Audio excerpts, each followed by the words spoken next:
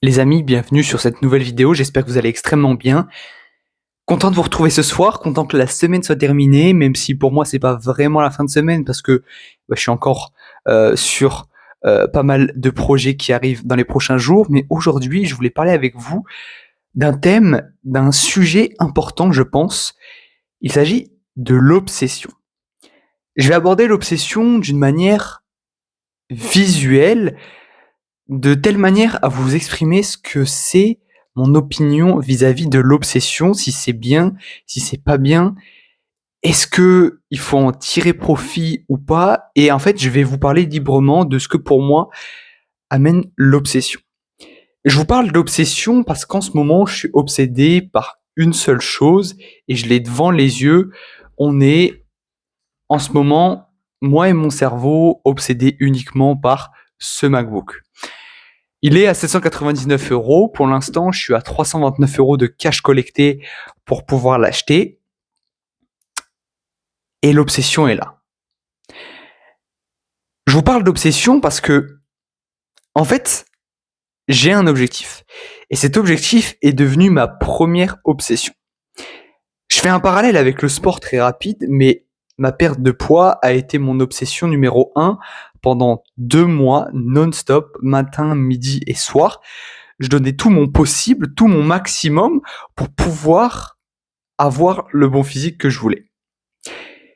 Et en fait, ça marche comme ça dans chaque partie, chaque segment de la vie, que ce soit dans le monde entrepreneurial, dans la vie personnelle, ou même pour des objectifs comme ça. Là, je sais que j'ai 800 euros à faire. Je vais arrondir à 1 euro supérieur parce que, voilà, j'ai 800 euros à faire pour posséder ce MacBook.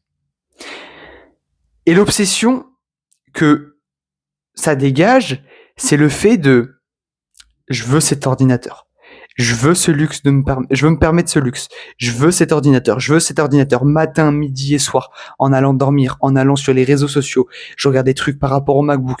Je regarde des vidéos. Je me suis fait des playlists Apple. Je me suis fait tellement de choses. C'est devenu mon obsession numéro 1.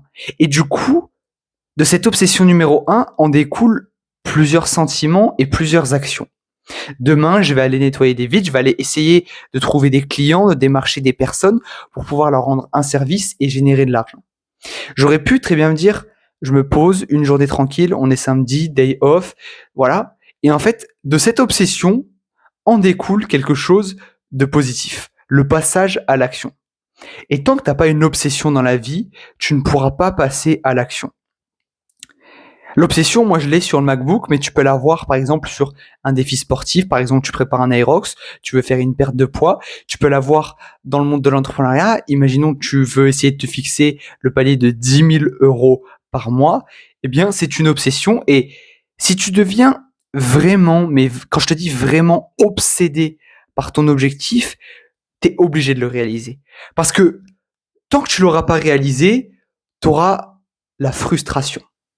J'ai de la frustration de ne pas avoir forcément l'argent sur mon compte d'acheter directement, là maintenant, ce MacBook. Et du coup, de cette obsession qui crée de l'action, et l'action qui crée des fois de la frustration, parce qu'il y a des fois des moments où ça ne va pas comme je veux, eh bien, en découle un sentiment positif. Parce que je sais que c'est difficile d'y arriver, donc la prochaine fois que je me fixe un objectif qui devient une obsession pour moi, eh bien, c'est plus facile de la réaliser. On va dire que ça fait vraiment que 25 jours que l'année a commencé et j'ai déjà 329 euros sur le côté. J'ai déjà de l'argent qui est en train d'arriver de plus en plus parce que je me suis fixé une nouvelle obsession. Je m'étais fixé une obsession avec le sport. Je l'ai fait matin, midi et soir. Je l'ai implémenté dans mon cercle de vie, dans mon milieu de vie, dans comment je voyais la vie. Et j'ai réussi. Donc l'obsession, elle est bonne si tu passes à l'action et que tu écoutes les signaux de frustration. Sans écouter les signaux de frustration, tu pourras pas avancer. Parce que, comme je le notais ici, est-ce que la frustration monétaire, elle est bonne? Oui, si tu passes à l'action. Non, si tu procrastines. Et il y a des personnes qui vont avoir ce sentiment de frustration et qui vont ne pas passer à l'action. Et pour te dire, j'ai fait tout à l'heure un petit test de comment ça allait rendre de nettoyer des vitres avec un chiffon, de l'eau, du vinaigre et un peu de savon. J'ai réussi, je suis très content. Maintenant, je sais que c'est possible. Maintenant, demain, je sais pas combien de personnes je vais faire. Peut-être que je vais prospecter 100, 200, 300, 500 personnes pour peut-être avoir au final 20 clients qui vont me rapporter peut-être 100, 150, 200 euros. Et en fait, ok, peut-être que la première porte à laquelle je vais toquer, elle va me dire non. Mais c'est pas grave, celle d'à côté, elle va peut-être me dire oui. Et peut-être qu'elle me dira non, et j'irai à la troisième, j'irai à la quatrième, à la cinquième, à la sixième, jusqu'à arriver à 500 portes. Parce que j'ai cette obsession d'obtenir ce MacBook, j'ai cette obsession qui est partout. Pour vous dire, j'ai fait le logo Apple juste ici sur un post-it que j'ai collé dans ma chambre. Sur mon moodboard, il y a finalement le MacBook, il y a des produits Apple. En fait, partout. Sur mon fond d'écran, il y a Apple. Sur mon ordinateur, il y a 4000 fenêtres Apple. Quand je vais sur TikTok, c'est Apple. C'est devenu une obsession. Et si tu veux réussir, tu auras besoin d'obsession. Alors, n'hésite pas à me dire en commentaire quelle est ton obsession.